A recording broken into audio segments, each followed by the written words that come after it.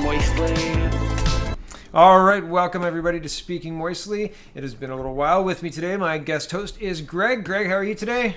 I'm doing fantastic. Neckbeard checking in. I'm feeling nice. great, man. How are you? Nice, good. No neckbeard. I shave. I shave every day. I didn't shave today, but I shave most days.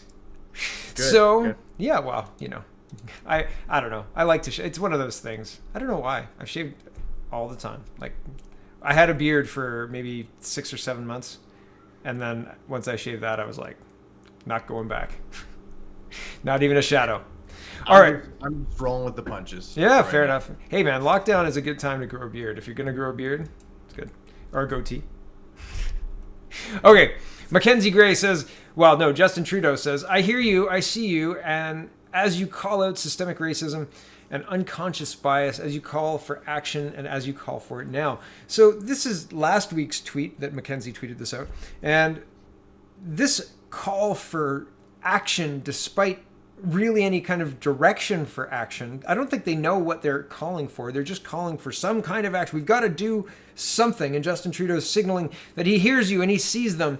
But I have no idea what kind of action this government's going to take. And based on things like the gun ban, I fear that it's going to be action I don't like very much. What do you think about the action they're promising, despite the lack of any kind of information that they're offering for this, Greg? This is nothing new. I would love to believe the words that Trudeau speaks about, you know, the world's going to be great and everything, that we're going to save everybody on planet Earth and everything's going to be so swell. Everyone's going to get along. Puppies and unicorns.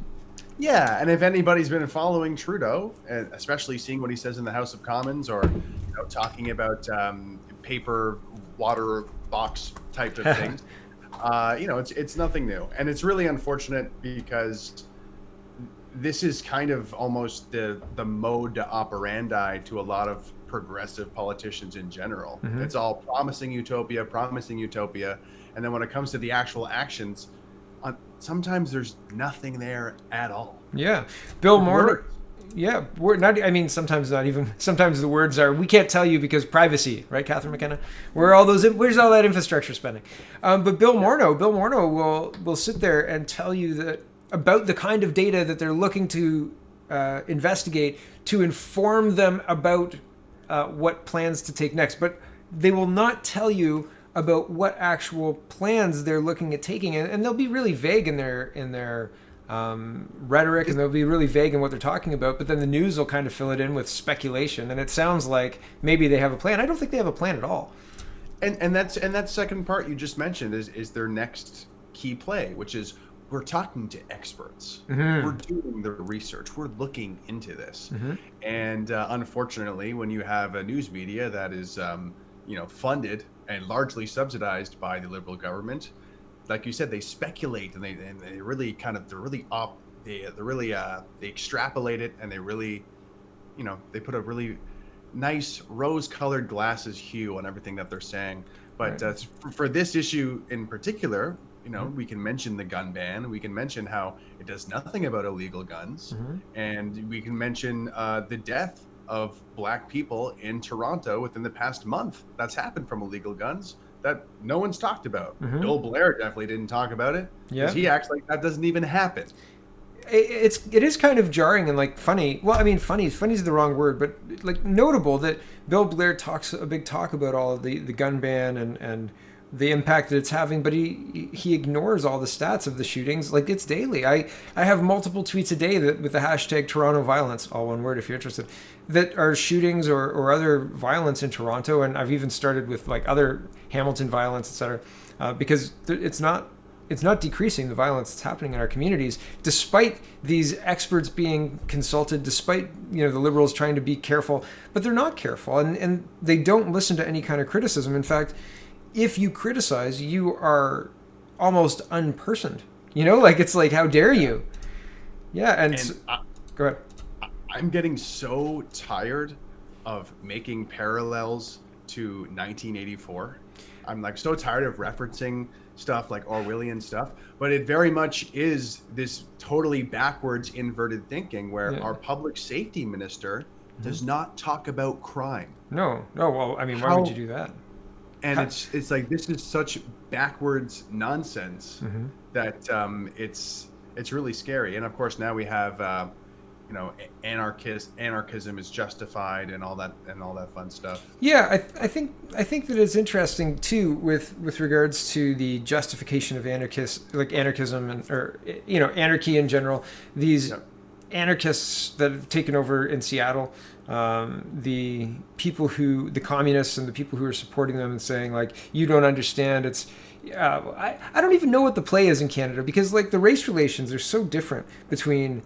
Well, let's move into the defunding the police, because in Canada there are multiple newspapers all talking about defunding police. Even in Guelph, the Upper Grand District School Board today announced that they're looking at changes to the police officer in the school because of this Black Lives Matter thing. And I said on my show this morning about Black Lives Matter being influenced by the Muslim Brotherhood, which is an interesting connection. But fundamentally, I think that it's really strange that something that happened to a citizen in the United States and police violence in the United States has bled over into Canada. We don't have the same issues here. I really don't feel like we have the same issues here, but we're copying the United States as if we do have the same issues here, and defunding the police is the wrong way to solve this problem.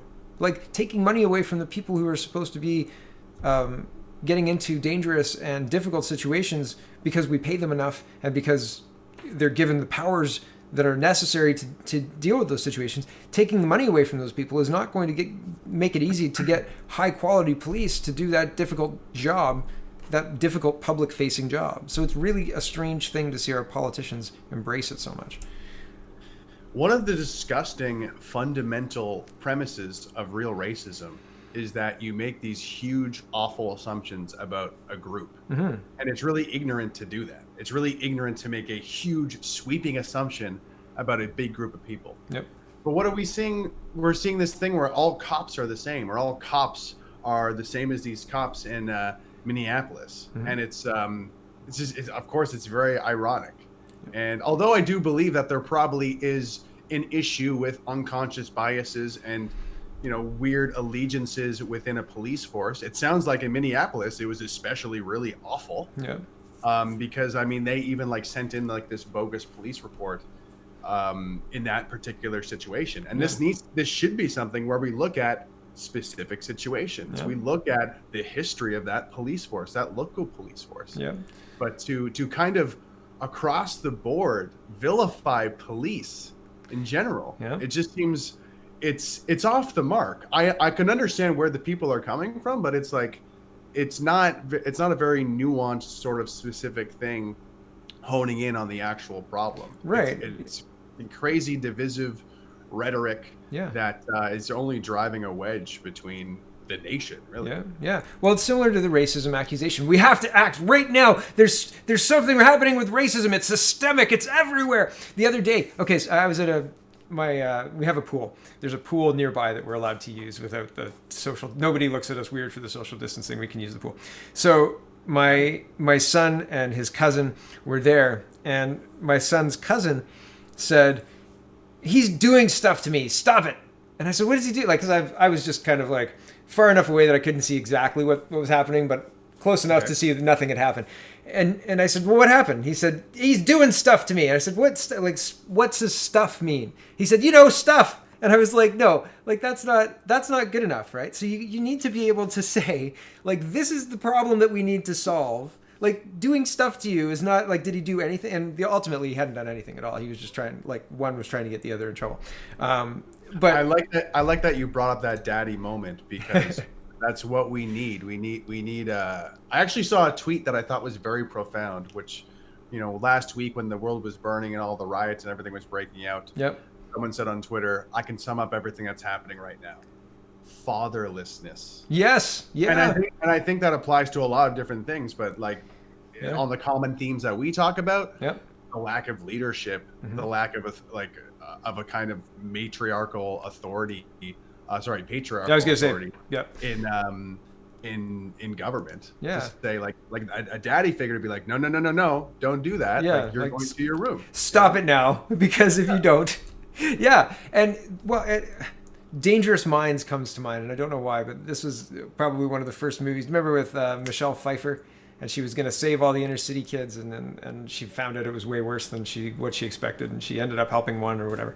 But it's the fatherlessness historically, and I mean there was a meme the other day saying the autonomous zone black pill with a woman wearing a red thing, and she was saying that black people don't actually support the LGBT community, and black people don't support a lot of what the Black Lives Matter people are saying they support. And this was in the autonomous zone. And she was teaching she was schooling some other people. I think the tweet that I'm thinking of in my head said she schools. Yeah.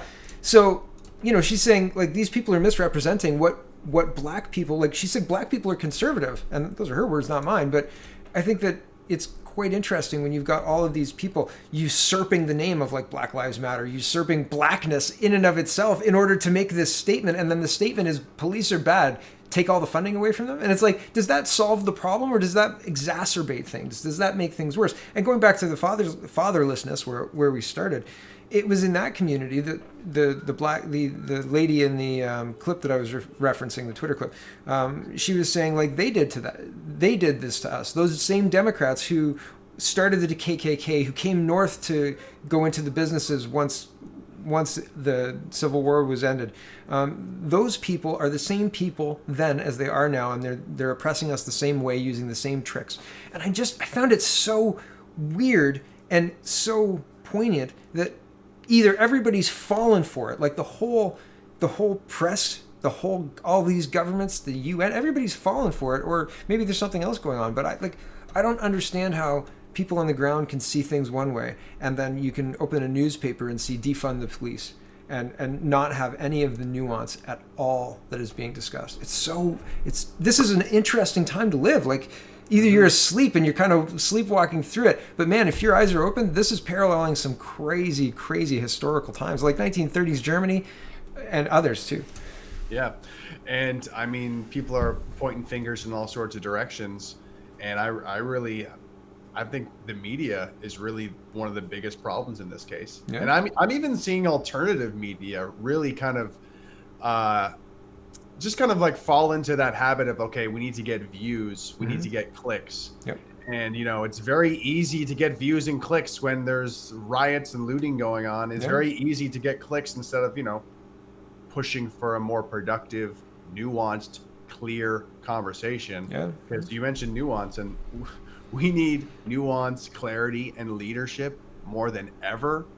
Right now. And based on the recent trends of what we're seeing in political discourse over the past 5 years, it is nuance and leadership and clarity are not trending upward. Quite the opposite. No. Like OWN, the alternative to CNN, they're kind of like a small band of news people who are doing. Trump likes them, I guess, and that makes other people dislike them. Sure. But they're trying to do more nuance, more reporting that we saw in the 90s rather than in the post 2000s, and they're being told they're far right, and you conflate those terms, and then you can just slander somebody with it, and it's like, well, don't listen to him, he's far right, and it's like, it's so easy to poison the well, right? Oh, don't watch that guy, he's far right, and it's like, how do you even get any information when all of the news media has been slanted and the Overton window closed? Yeah, and I think that the way that it's kind of being promoted and covered, all the George Floyd like protests, is it really enables this sort of like armchair activism, which had existed before, and I think is really useless. It's this idea that I can be sitting on my toilet, and if I post the right hashtag and shame the right person, like, I'm changing the world. Yeah.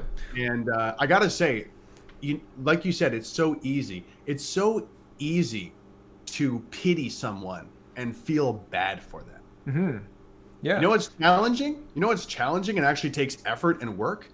Genuinely wanting the best for someone and genuinely wanting to do something to help the situation. Well, even I was just gonna say, people are, posting hashtags or doing whatever. And and maybe they're even protesting, and they have the best of intentions maybe, but how is this actually moving the needle? How is this actually helping the situation? Well, the other part of that is, man, there's a whole bunch to unpack there. But like somebody who goes out of their way to help somebody else, maybe not motivated because they want to help somebody else. They may be motivated by the good feelings they get from helping somebody else. So then their motivation comes into question to the extent or to the end where the person they're helping may not need their help, right? And maybe the person who they're offering help to doesn't need it, and it's actually detrimental that they're being offered help. You know what I mean? It's a weird cycle that they're filling this need in themselves to help, but pushing their help on people who don't need it, and thereby creating need where there was none before. And it's just like, I don't know. And you know, if you go pushing your help on other people, maybe question your own motivations. You know, like if they haven't asked, if black people didn't come up to you and say, "Can you please go march on my behalf?" then maybe you should stay home, right? Maybe you should not do that. Yeah, that's an interesting point. Yeah, Maybe I'm extrapolating incorrectly there, but and my intent isn't to insult. My intent is to say, until you're perfect, right? Until you absolutely have all of your shit together, maybe you should shut up about what other people are doing. Like maybe you should fix yourself first, right? That's kind of the core of what I'm saying. Yeah, and coming from a conservative perspective, I mean, it's really too bad because mostly everybody is united in watching the horrible death of George Floyd and like being really like horrified by it and being like, wow, like that was an awful cop. Like that wasn't good. A lot of people, pretty well everyone agrees with that. Recording. And it's too bad that the conversation has now been this split thing about black people versus white people. It's completely absurd. Yeah. It's so sad to watch. And coming from a conservative perspective, it's like, okay, Black Lives Matter. You never talk about Chicago. You haven't Chicago, black people killing black people. And it's like those lives don't matter. Yep. And there was one clip going around of this guy mentioning, you realize there is a slave market happening in Libya today. Yeah, those black lives don't matter. Yeah, in 2009. Sorry, Karen. Yeah, and it's people are feeling more empowered than ever to go out and protest, but in a way, they're almost more hypocritical than ever. Yeah. When it comes to, you realize there's so many other problems going on in the world. This just happens to be a nearby hashtag for you to virtue signal out of, and it's really disgusting. Because it's just like a grander version of, Justin Trudeau making sure there's like all of it, tokens in his promotional material. Make sure you have like, every color of the rainbow in the photo. And now it's like, okay, let's use the death of George Floyd and let's use that politically. Yep. That's what I see it as. I would love to believe that they actually want to change something for the better, but they care about black votes. Yeah. Let's face it. Yeah, it's about votes. It's about votes, and it's not about making things better. And I think that, your story at the end there illustrates how the armchair protester is serving their own needs instead of the needs of the greater community or even the greater good. And I mean, you're right. Shaming people doesn't solve a problem. Shaming people on Twitter doesn't fix anything, right? All it does is create ridiculous news where they can spin things to call Canadians racist. It's terrible. Yeah, and like the whole silence is compliance thing. It's it really does shame people into action, and it's too bad because it's like, don't we want people thinking for themselves and like speaking up for the right reasons? Yeah, that doesn't get you likes and retweets very often. Oh, yeah, that's right. It's true. All right, we're going to leave it there. Thank you, everyone, for watching, and thank you, Greg, for joining me this week. I'm glad we got our schedule sorted out. Do you want to come back again next week? I'll see you then. All right. Fantastic. And thank you for watching. Check us out next week. And I'm going to have a special show tomorrow. I'm going to be speaking with someone from the United States, and his name is escaping me right now, so I feel terrible. And then Thursday, I'll be back on with Kelly Day, or Kelly Lamb. I'm not sure which one she goes by right now, but both of those people, that singular person, will be on Thursday. So looking forward to a good week. And, here is Justin Trudeau to play us out. Speaking moistly, keep 2 meters apart. Speaking moistly.